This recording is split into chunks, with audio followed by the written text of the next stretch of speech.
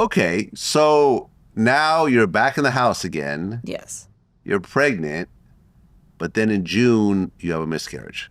Yes. And during the pregnancy until June, we were not together Huh. because we had another argument and he accused me of, I think, the same thing. It was about the same incident about, like, this is the part where he went in his room and locked himself into the guest room. And I remember, he was in his room, and I know that he was abusing his Xanax prescription. And because every time he would get a new Xanax refill, he would overdo on the Xanax. He would take too many pills. What would Xanax do to him? So Xanax did a combination of things. I'm not a doctor, so I can't speak on, the side effects of Xanax because I'm not a doctor. But Yeah. what I can say is how he acted when he was on it. And when he was on Xanax, he would live stream for hours. He would want to drink tons of coffee. He wouldn't eat at all. He would just be focusing on being on Instagram, TikTok, all of those sites. And when he did not take Xanax, he was very quiet. He was humble. He did not like to take photos. He didn't like to text friends. He was just really reserved and just, he would just hang out with me and the dogs, which was the best side of him. So. Okay, so you guys aren't together, but then you have your miscarriage. Yeah, so during the miscarriage, when he decided to go in his room, and then that's when we had the fight, and the next morning he had his assistant say, you need to leave the house. So this is the second time he's kicking me out. But there was no police involved this time. Yeah.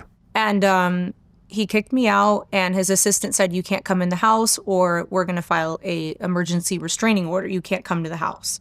His assistant had like 4 bags of dog food that he came into the house. I was totally blindsided. I'm assuming he called him when he was locked in the door in the guest room. And then his assistant came. He lives down the street from Aaron and me.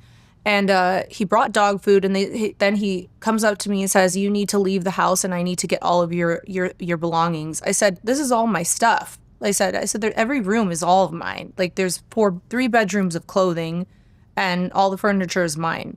Basically, I told him that. I said, I don't know why you guys are going to do this again after me being kicked out last month. How did he take the miscarriage news?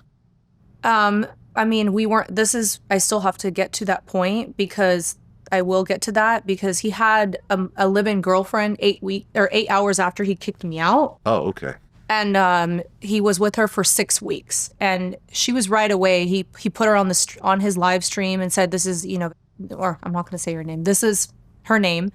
And this is my new girlfriend. They dated for 6 straight weeks and did everything publicly online. They, said really awful things about me, my character that were not true. I left him alone, but I did tell him, hey, I have a couple of doctor appointments. Do you want to see like the scans? I said, do you want to be a part of this? I just want to know now.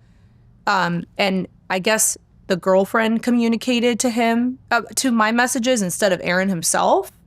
And I didn't speak to Aaron for about 5.5 weeks during that time that they were together.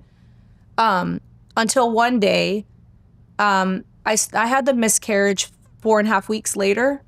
And then after that, I think fans told him that I had one because he reached out to me and he said, he started, talking to me again and unblocking me and started messaging me after I had the miscarriage.